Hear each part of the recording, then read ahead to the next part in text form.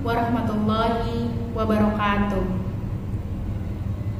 Hamdan wassalaman ala rasulillah, salatan wassalaman, amma ba'du.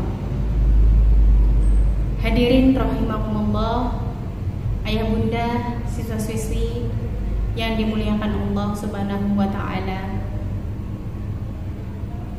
Lisan kita adalah gambaran dari apa-apa yang tersimpan di dalam hati kita. Maka setiap kalimat yang buruk menunjukkan atas buruknya apa-apa di dalam hati kita. Setiap perkataan menunjukkan semua yang kita ucapkan dari hati kita. Setiap gosip menunjukkan atas gelapnya apa-apa di dalam hati kita. Setiap kebohongan menunjukkan atas jeleknya apa-apa di dalam hati kita. Setiap sumpah yang menunjukkan itu sebuah sumpah palsu menunjukkan atas keruh dan kotornya apa-apa yang ada di dalam hati kita.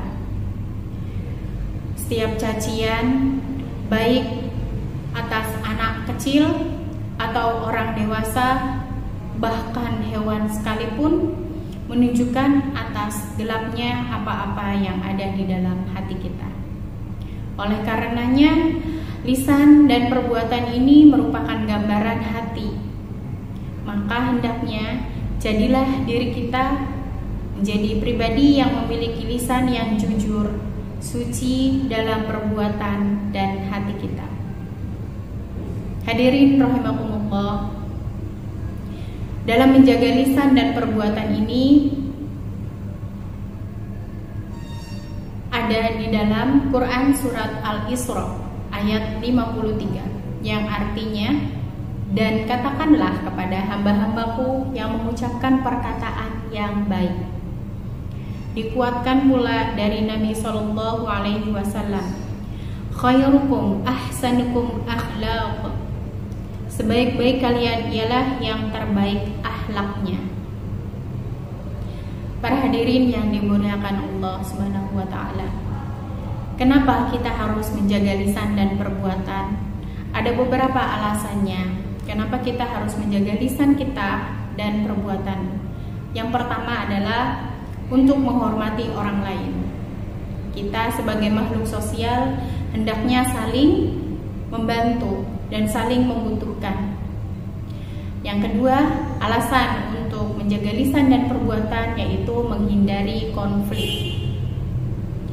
Konflik ketika kita sudah salah paham, baik itu bertutur kata, bercanda yang berlebihan maupun bertingkah laku, maka akan ada konflik.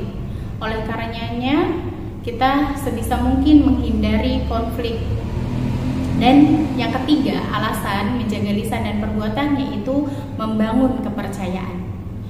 Dengan adanya kepercayaan antar manusia, dengan adanya kepercayaan antar teman, antar golongan, maka kepercayaan di sini akan tumbuh sehingga kita menjadi pribadi yang lebih baik lagi. Para hadirin rahimakumullah, ketika kita menjaga lisan dan perbuatan kita, ada juga beberapa tips yang bisa kita lakukan dalam kehidupan kita sehari-hari dengan berinteraksi dengan orang lain. Yang pertama, kita berpikir sebelum berbicara. Agar apa? Agar perkataan dan perbuatan yang kita lakukan ini lebih bijak. Dan yang kedua, tipsnya adalah jujur dan transparan. Semua hal yang kita bicarakan dengan orang lain, semua hal yang kita alami, hendaknya kita bersikap jujur dan transparan. Maksud transparan di sini adalah tidak ada yang ditutup-tutupi, tidak ada yang namanya kebohongan maupun dusta. Tips yang ketiga yaitu menghindari gosip. Para hadirin semuanya, yang namanya gosip adalah belum tentu kebenarannya, belum tentu faktanya. Gosip itu ketika sudah diumbar, maka akan terus tidak ada ujungnya. Maka dari itu, sebisa mungkin kita menghindari gosip dan senantiasa lebih mementingkan tabayun atau mendahulukan tabayun. Ketika sudah terjadi perselisihan, kesalahpahaman. Dan tips yang keempat yaitu berperilaku sopan.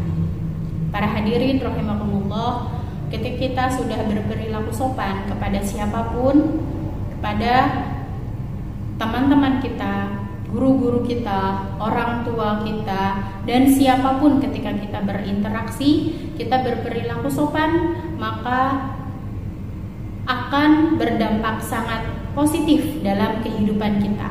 Sehingga lisan dan perbuatan kita selaras apa yang kita ucapkan dan apa yang kita lakukan dalam kehidupan sehari-hari. Tips yang kelima yaitu mengakui kesalahan. Semua orang pasti pernah melakukan kesalahan. Jangan pernah kita untuk malu mengakui kesalahan. Terbiasa berkata-kata maaf ketika melakukan kesalahan dan tidak ragu juga untuk berperilaku selalu positif dan bertindak selalu positif. Dengan berpikir positif, bertindak positif, insya Allah diri kita juga menjadi positif. Sehingga apa-apa yang kita keluarkan dari mulut kita, apa-apa yang kita lakukan dalam kehidupan sehari-hari pun bermanfaat untuk diri kita pribadi dan tidak merugikan orang lain. Hadirin rahimakumullah, sekian siraman rohani jelang berbuka yang dapat saya sampaikan. Kata-kata yang benar datang dari Allah Subhanahu wa Ta'ala, dan mohon maaf untuk kekurangan yang saya sampaikan.